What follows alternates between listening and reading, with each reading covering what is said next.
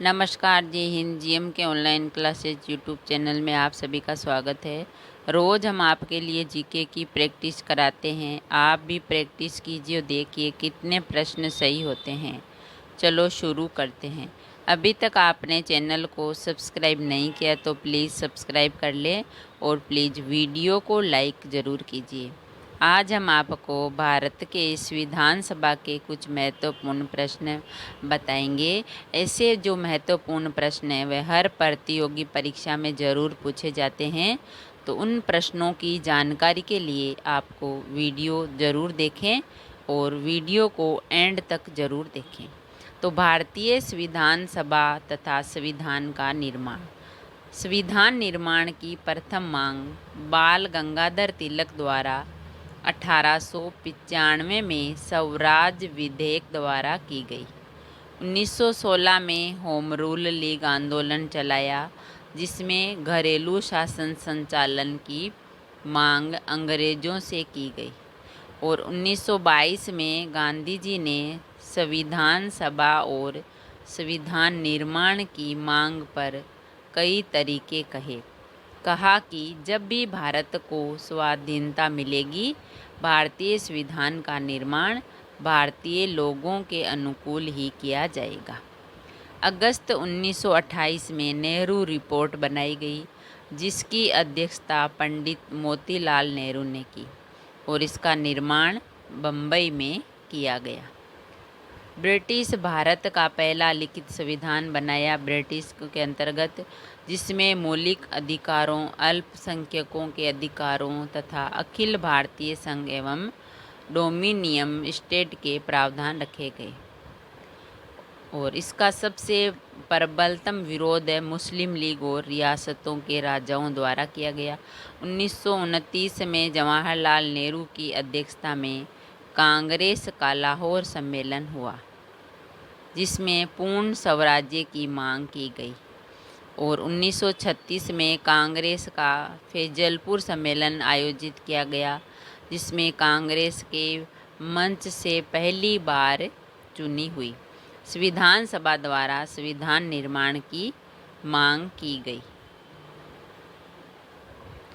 मार्च 1942 में दूसरे विश्व युद्ध में उपरांत क्रिस मिशन भारत भेजा गया, जो एक सदस्य था।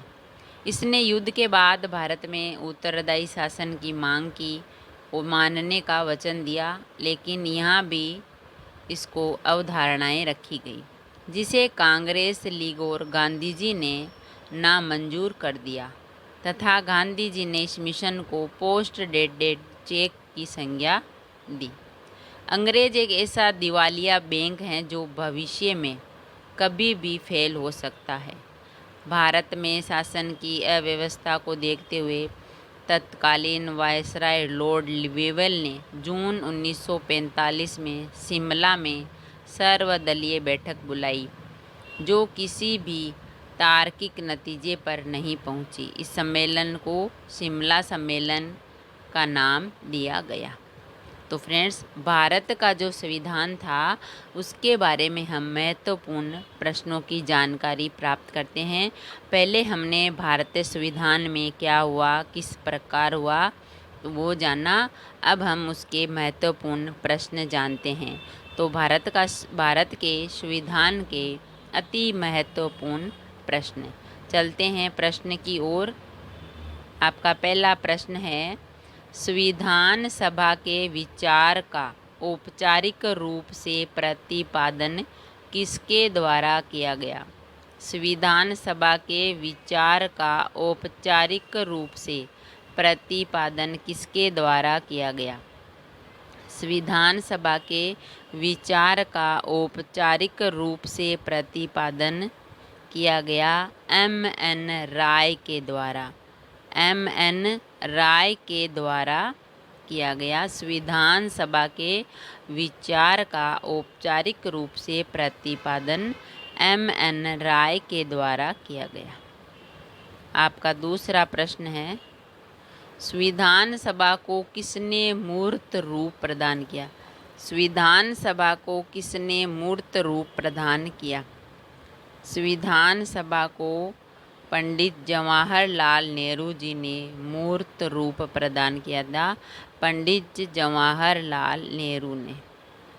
आपका तीसरा प्रश्न है, संविधान सभा के गठन की मांग सर्वप्रथम 1895 में किसके द्वारा प्रस्तुत की गई?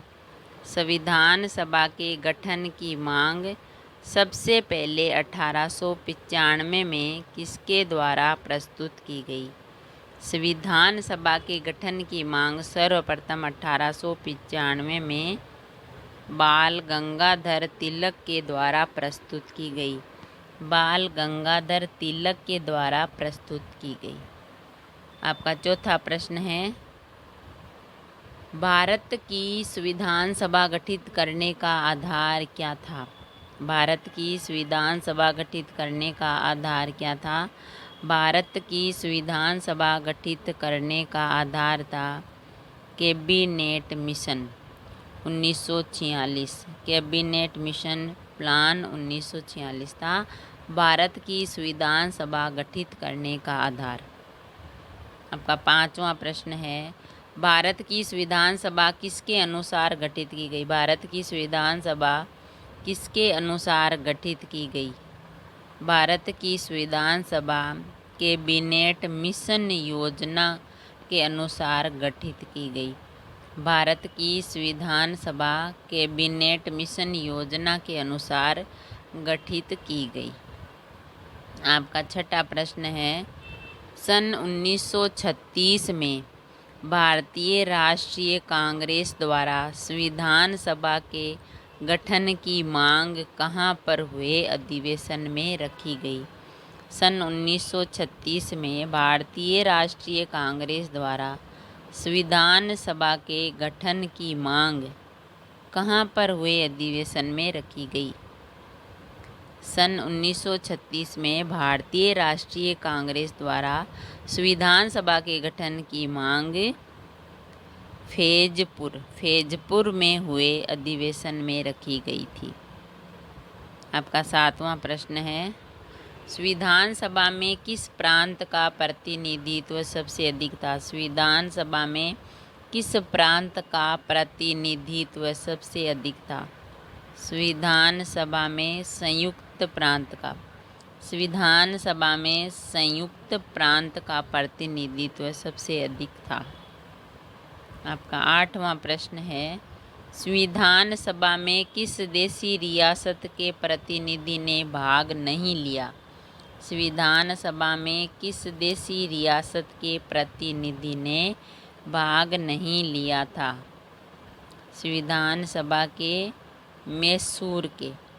संविधान सभा के मैसूर देशी रियासत के प्रतिनिधि ने भाग नहीं लिया था, मैसूर के।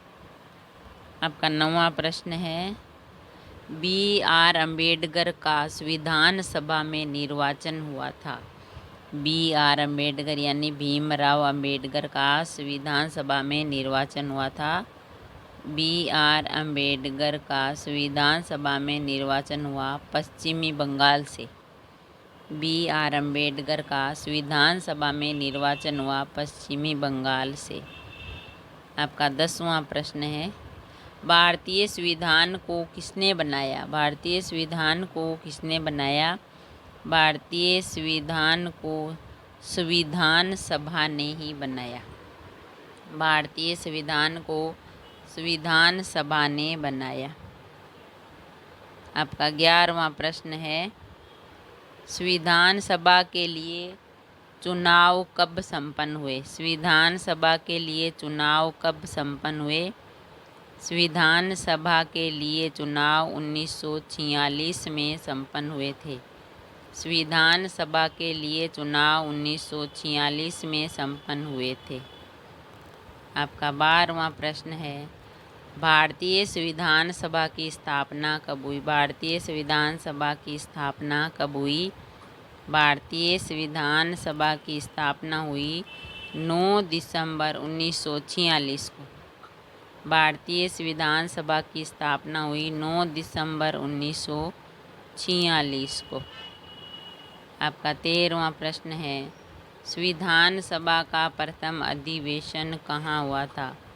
संविधान सभा का प्रथम अधिवेशन कहाँ हुआ था? संविधान सभा का प्रथम अधिवेशन दिल्ली में हुआ था। संविधान सभा का प्रथम अधिवेशन दिल्ली में हुआ था।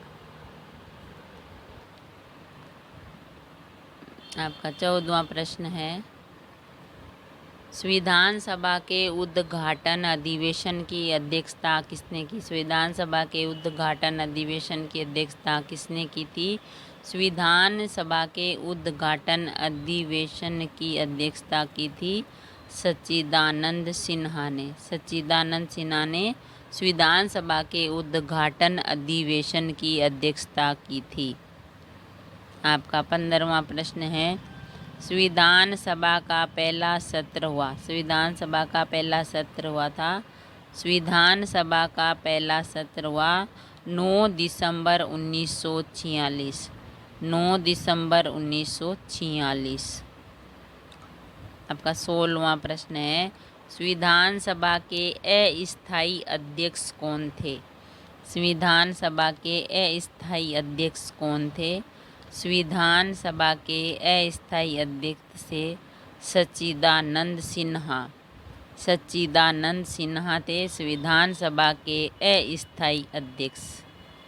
आपका 17वां प्रश्न है, संविधान सभा के स्थायी अध्यक्ष कौन थे? संविधान सभा के स्थायी अध्यक्ष कौन थे? संविधान सभा के स्थायी अध्यक्ष थे डॉक्टर राजेंद्र प्रसाद। संविधान सभा के स्थायी अध्यक्ष थे डॉक्टर राजेंद्र प्रसाद। आपका 18वां प्रश्न है, 11 दिसंबर 1946 को किसे संविधान सभा का स्थायी अध्यक्ष चुना गया था? 11 दिसंबर 1946 को किसे संविधान सभा का स्थायी अध्यक्ष चुना गया था?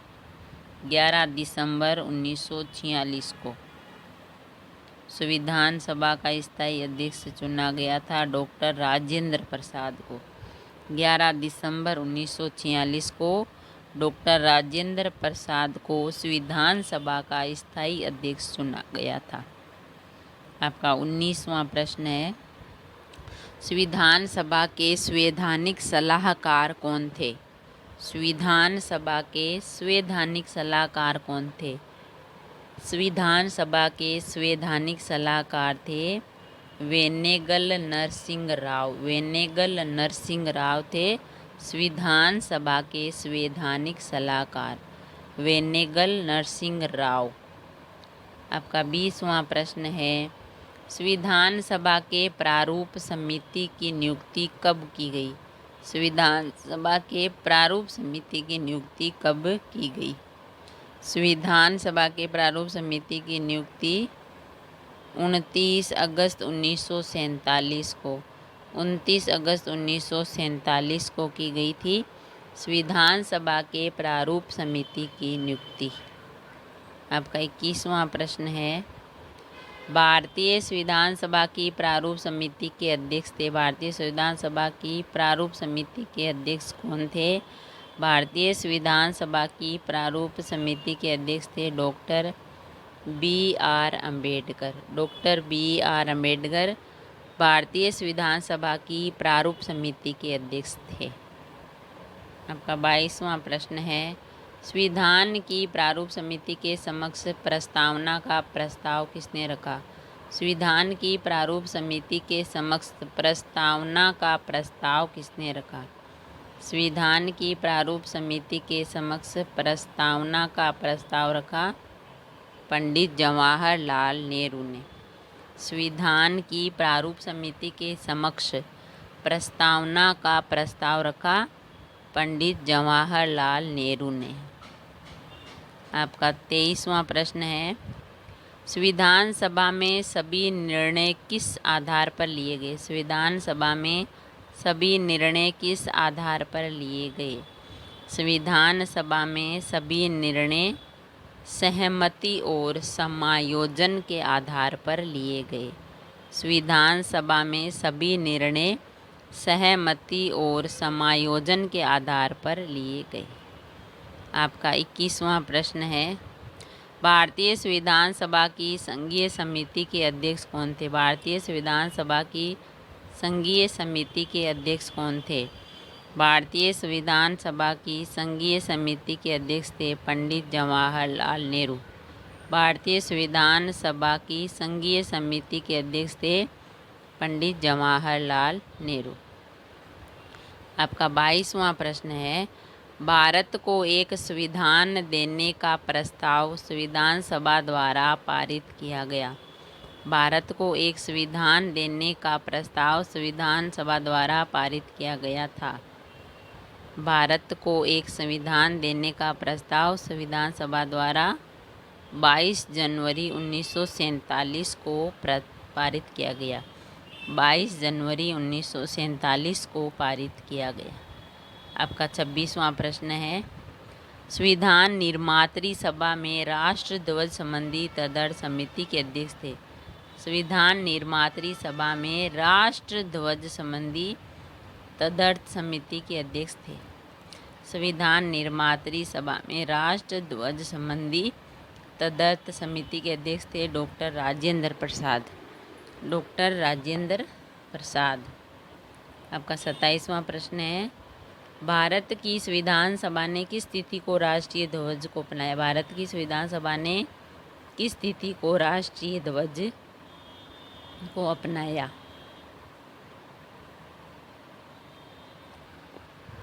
भारत की संविधान सभा ने किस तिथि को राष्ट्रीय ध्वज को अपनाया? भारत की संविधान सभा ने 22 जुलाई 1947 को 22 जुलाई 1947 को तिथि को राष्ट्रीय ध्वज को अपनाया था भारत की संविधान सभा ने। आपका 28वां प्रश्न है, संविधान सभा में संविधान को अंतिम रूप से किस दिन पारित किया? संविधान सभा ने संविधान को अंतिम रूप से किस दिन पारित किया? संविधान सभा ने संविधान को अंतिम रूप से 26 नवंबर 1949 को पारित किया था। संविधान सभा ने संविधान को अंतिम रूप से 26 नवंबर 1949 को पारित किया था। आपका 29वां प्रश्न है, संविधान सभा के कितने उपस्थित सदस्यों ने संविधान पर हस्ताक्षर किए? संविधान सभा के कितने उपस्थित सदस्यों ने संविधान पर हस्ताक्षर किया? संविधान सभा के 284 सदस्यों ने। संविधान सभा के 284 सदस्यों ने संविधान पर हस्ताक्षर किए थे। आपका 30वां प्रश्न है, भारतीय संविधान के निर्माण में संविधान सभा को कितना समय लगा? भारतीय संविधान के निर्माण में संविधान सभा को समय लगा 2 वर्ष 11 माह 18 दिन। भारतीय संविधान के निर्माण में संविधान सभा को समय लगा 2 वर्ष 11 माह 18 दिन। 2 वर्ष 11 माह 18 दिन। अगर वीडियो अच्छा लगा तो लाइक और शेयर ज़रूर करें। ऐसे ही वीडियो देखने के लिए चैनल को सब्सक्राइब करें। थैंक यू, धन्यवाद।